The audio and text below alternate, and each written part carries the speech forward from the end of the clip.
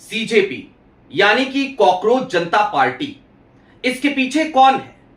क्या सिर्फ और सिर्फ अमित शाह है या फिर कि मोदी और शाह दोनों की जोड़ी है? और क्या यह पार्टी सिर्फ राहुल गांधी को रोकने के लिए बनाई गई है या फिर कि यह मूवमेंट दरअसल राहुल को रोकने के साथ साथ मोदी जी को निपटाने के लिए या फिर कि मोदी कैबिनेट के 6 मंत्रियों के इस्तीफे के लिए बनाया गया है? कहा जाता है ना, जो बलि दी जाती है वो हमेशा बकरे की दी जाती है, सिपाही की दी जाती है, शेर की बलि नहीं दी जाती, राजा की बलि नहीं दी जाती। तो क्या राजा को बचाने की कोशिश की जा रही है आज इस मूवमेंट के जरिए? क्योंकि आज की तारीख में सीजेपी का जो प्रोटेस्ट हुआ, फ्लॉप प्रोटेस्ट था, हालांकि 3-3:30 बजे अभिजीत दीपके जाकर के गाड़ी में बैठ गए, उसके बावजूद वहां पर नारा क्या गूंजा? धर्मेंद्र प्रधान इस्तीफा दो। जबकि दूसरी तरफ नारे क्या गूंज रहे हैं? Modi weak, paper leak. नारे क्या गूंज रहे हैं एनएसयूआई और कांग्रेस के प्रोटेस्ट में? प्रधानमंत्री नरेंद्र मोदी इस्तीफा दो। तो क्या ये खेल समझना बड़ा मुश्किल है, बड़ा जटिल है? जाहिर सी बात है नहीं, सारी बातें जरा खुलकर करेंगे और एक बार फिर कुछ और अपडेट्स के साथ सीजेपी के इस प्रोटेस्ट पर विश्लेषण करने की जरूरत है। नमस्कार, मैं स्वप्निल और आप मुद्दा देख रहे हैं। दोस्तों, आगे बढ़ें उससे पहले वही छोटी सी अपील। मुद्दा इन दिनों एक गंभीर आर्थिक संकट से जूझ रहा है। एक तरफ जहां हमारे मेन बैंक अकाउंट्स बीते लंबे समय से फ्रिज चल रहे हैं, तो दूसरी तरफ हमारे 2.5 साल पुराने चैनल को हमसे लंबे समय तक छीन कर भी रखा गया था। ऐसे में डे टू डे ऑपरेशंस में मुद्दा को काफी मुश्किलों का सामना करना पड़ता है।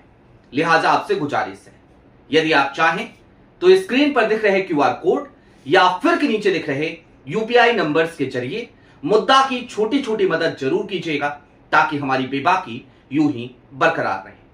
अब आगे बढ़ते हैं और सीधे तौर पर जरा आज कॉकरोच जनता पार्टी के इस प्रोटेस्ट का विश्लेषण करते हैं। बहुत सारे क्लिप्स, बहुत सारे सबूत मैं आपको इससे पहले वाली वीडियो में दिखा चुका हूं, आप उसे जाकर के देख लीजिएगा इस वीडियो को देखने के बाद। दरअसल सौरभ दास के मैंने पुराने ट्वीट भी आपको दिखाए, यह भी बताया कि सौरभ दास 2017 तक 2018 तक कैसे मोदी भक्ति में तल्लीन थे, लीन थे, कैसे वो we love you our prime minister कहा करते थे। 2017 में 4 राज्यों की जीत पर किस तरीके से भारतीय जनता पार्टी का झंडा उठाया करते थे। अब उससे आगे बढ़ के भी जरा कुछ सोचने की जरूरत है और इसीलिए मैंने कहा 6 मंत्रियों का इस्तीफा। बीते कुछ समय से 12 साल में कभी ऐसी स्थिति नहीं आई मोदी जी के सामने। वो इतने कमजोर कभी नहीं हुए जिस तरीके की आज हालात इस देश में पैदा हो गए हैं। सड़कों पर मोदी जी के इस्तीफे की मांग इस देश का युवा कर रहा है, इस देश का जिंजी कर रहा है और ये स्थिति बहुत ज्यादा खतरनाक है प्रधानमंत्री नरेंद्र मोदी की छवि के लिए, भारतीय जनता पार्टी की सरकार के लिए भी। लिहाजा अब छवि को कैसे बचाया जाए, तो जाहिर सी बात है इसके लिए सिर्फ एक ही तरीका और एक ही तरीकेकार दिखता है कि कुछ लोगों को बलि का बकरा बना, बकरे की बलि दे दो। अब वो बकरे कौन कौन से हो सकते हैं जरा वो भी समझिए। दरअसल आज की तारीख में इस देश के युवा के सबसे ज्यादा टारगेट पर हैं धर्मेंद्र प्रधान।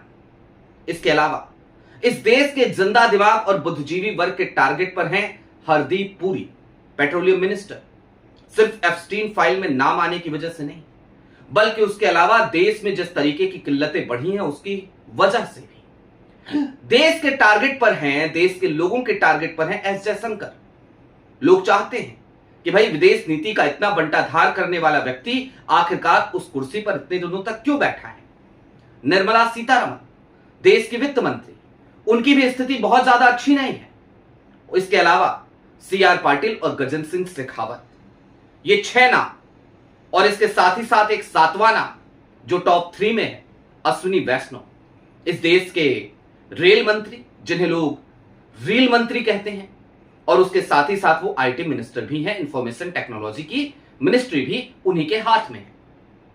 अब मोदी जी को बदलाव तो करना है, रिसफल भी करना है, अपने कैबिनेट से कई लोगों को हटाना भी है, लेकिन क्या वो इस बात का क्रेडिट कांग्रेस के पास जाने देंगे? क्योंकि इस देश में सड़कों पर कांग्रेस उतरी हुई है, एनएसयूआई उतरी हुई है, हजारों की तादाद में कांग्रेस के साथ युवा जुड़ करके सड़क पे प्रदर्शन कर रहे हैं, जनजी प्रदर्शन कर रहा है, वाटर कैनन की मार झेल रहा है, पुलिस की लाठियां झेल रहा है, लेकिन उसके बाद भी टस से मस नहीं हो रहा। अब जाहिर सी बात है, जब कांग्रेस इस तरीके का प्रदर्शन कर रही हो, गोदी मीडिया भले उसे कवर करे या ना करे, लेकिन आज की तारीख में जमाना सोशल मीडिया का है, तो सोशल मीडिया के जरिए देश के कोने कोने तक वो तस्वीरें पहुंच भी रही हैं। और कांग्रेस चूंकि देश के कोने कोने में प्रदर्शन कर रही है, तो वहां के स्थानीय लोगों के सामने तो कांग्रेस का संघर्ष है ही। अब ऐसे में अगर धर्मेंद्र प्रधान का इस्तीफा कांग्रेस के इस प्रोटेस्ट के बीच ले लिया जाए, तो जाहिर सी बात है इसका क्रेडिट कांग्रेस को जाएगा, इसका क्रेडिट राहुल गांधी को जाएगा। राहुल गांधी की ही तो मांग थी, सैग धर्मेंद्र प्रधान, रेजिग्नेशन लीजिए धर्मेंद्र प्रधान से। राहुल गांधी की ही तो मांग थी कि एप्स्टीन फाइल में नाम आया हरदीप पुरी का, हटाइए हरदीप पुरी को कैबिनेट से बाहर। कांग्रेस की ही तो डिमांड थी। लेकिन कांग्रेस को जीतते हुए कैसे देख सकते हैं? लिहाजा एक मुखौटा, एक बहरूपिया लाकर के खड़ा किया गया, जिसको नाम दिया गया कॉकरोच जनता पार्टी। और अब मैं कोई थ्योरेटिकल बातें नहीं कर रहा, यह सब कुछ बहुत प्रैक्टिकल है, आईने की तरह सारी तस्वीरें साफ हो जाती हैं। दोस्तों, एक मिथ है और यह कहा जाता है, एक कहानी है कि डाकू रत्नाकर वो महर्षि वाल्मीकि बन गए थे। लेकिन क्या आम तौर पर एक डाकू अचानक से संत बन सकता है? क्या उसका हृदय परिवर्तन अचानक से हो जाएगा? इस बात पर संदेह पैदा होता है। और यह सिर्फ मैं एक किंवदंती के तौर पे कह रहा हूं, या फिर कि इसे एक आप मिसाल के तौर पर लीजिए। मैं सरकार को डाकू नहीं कह रहा, मैं नेचर बदलने की बात कर रहा हूं। अब दोस्तों देखिए, यह कितना अजीब नहीं है कि इस देश में जब बेटियां, इस देश की पहलवान बेटियां, वो उसी जंतर मंतर पर प्रदर्शन करती हैं तो उनको घसीटा जाता है सड़कों पर। जब किसान इसे दिल्ली में आने की कोशिश करते हैं तो रास्ते में लोहे की छड़े, लोहे की कीले, बैरिकेडिंग लगा दी जाती हैं, सीमेंट से जाम कर दिया जाता है सड़कों को, किसानों को अंदर नहीं आने दिया जाता। लेकिन दूसरी तरफ अभिजीत दीपके अमेरिका से आते हैं, एयरपोर्ट पर उतरते हैं आला अधिकारी दिल्ली पुलिस के, और दिल्ली पुलिस यानी कि गृह मंत्रालय के अंतर्गत काम करने वाला फोर्स, यानी कि अमित शाह साहब की पुलिस, उसके तमाम अधिकारी, वो सीधे तौर पर एयरपोर्ट पहुंचते हैं अभिजीत दीपके के लिए थाली में सजा करके, लेटर ऑफ परमिशन लेकर के। क्या यह सिर्फ कोई संयोग मात्र है? क्या यह सिर्फ एक कोइंसिडेंस है? या फिर कि क्या मोदी सरकार का हृदय परिवर्तन हो गया है? आज की तारीख में ही जब राजस्थान से लेकर हरियाणा तक लगातार एनएसयूआई प्रदर्शन कर रही है, तो उनको वहां की पुलिस का सामना करना पड़ रहा है, वाटर कैनन से लेकर लाठियां तक। वहां वो संघर्ष कर रहे हैं, लेकिन दूसरी तरफ सीजेपी को सहूलियतें दी जाती हैं। और सिर्फ सहूलियतें नहीं दी जाती, एक और धड़ा। मैं कई बार कहता हूं ना कि ये पार्टनर एक क्राइम है आज की तारीख की गोदी मीडिया। जिस तरीके से लोकतंत्र का हनन कई बार हमें देखने को मिलता है या लोकतंत्र का माखौल उड़ाया जाता है, ऐसे में एक बड़ा रोल है इस देश की गोदी मीडिया का। तो वो गोदी मीडिया जो एनएसयूआई के प्रोटेस्ट को नहीं दिखा रही, कांग्रेस के प्रोटेस्ट को नहीं दिखा रही, वो एनएसयूआई के प्रोटेस्ट और कांग्रेस को प्रोटेस्ट को ना दिखाने वाली गोदी मीडिया आज सीजेपी को 24/7 कवरेज दे रही है। अभिजीत दीपके एयरपोर्ट पे अब उतर गए हैं, लैंड कर गए हैं, अब बाहर निकलेंगे, आला अधिकारी उनसे मिल रहे हैं, सुरक्षा की व्यवस्था चाक चौबंद है। अभिजीत दीपके एयरपोर्ट से बाहर निकले, गाड़ी में बैठे, जंतर मंतर पहुंच रहे हैं, पुलिस की गाड़ियां उनको एस्कॉर्ट कर रही हैं। कैसे? सरकार के खिलाफ ही तो प्रोटेस्ट करने जा रहे थे ना। इसका एक ही तरीका है कि अभिजीत दीपके और सरकार दोनों एक ही थैली के चट्टे बट्टे हैं। अमित शाह साहब की पुलिस आनन फानन में अगर परमिशन देती है तो इसका एक ही मतलब है कि यह शाह साहब की मर्जी थी। अब शाह साहब की मर्जी के दो मायने हो सकते हैं, या तो शाह साहब मोदी जी की इमेज बचाने की चिंता कर रहे हैं, इस वजह से वो इस तरीके के किसी प्रायोजित प्रोटेस्ट को पूरी सहूलियतें मुहैया करा रहे हैं, या फिर कि दूसरा जो कारण है, जो एक थ्योरी मेरे मन में आती है, वो ये हो सकता है कि शाह साहब चूंकि अब जानते हैं कि मोदी जी का समय पूरा हो चुका है, मोदी एरा खत्म हो चुका है, लिहाजा स्क्रिप्ट लिखी जा चुकी है कि 9 जून को मोदी जी रिकॉर्ड तोड़ देंगे नेहरू जी का निर्वाचित प्रधानमंत्री के तौर पर, और उसके बाद से वो कभी भी इस्तीफा दे दें, क्या फर्क पड़ता है।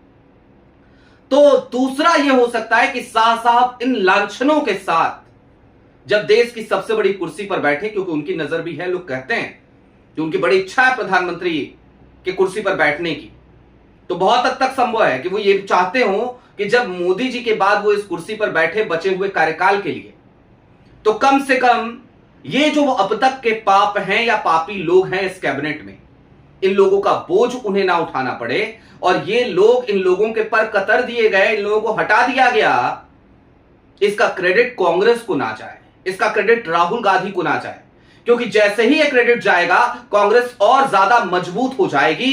कांग्रेस 2029 में उसका सामना अमित शाह साहब या भारतीय जनता पार्टी ज्ञानेश कुमार को साथ लेकर भी नहीं कर पाएंगे, लिहाजा ये सब कुछ किया जा रहा हो।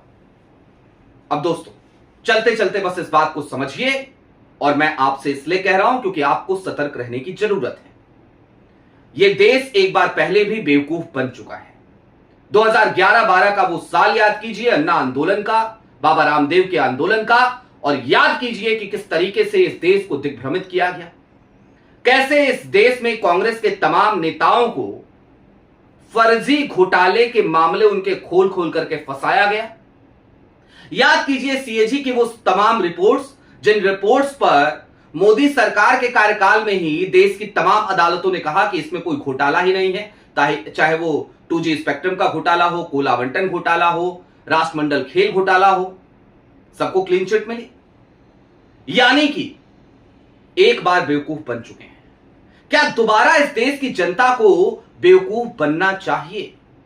उस बार वो आंदोलन खड़ा किया गया था आरएसएस के सपोर्ट से इस देश की सरकार गिराने के लिए, और आज की तारीख में यह आंदोलन खड़ा किया गया है शाह साहब की छवि को बचाने के लिए, या फिर कि मोदी जी और शाह साहब दोनों की छवि को बचाने के लिए, राहुल गांधी को रोकने के लिए, कांग्रेस को क्रेडिट ना जाए इसकी पूरी पुरजोर तैयारी करने के लिए।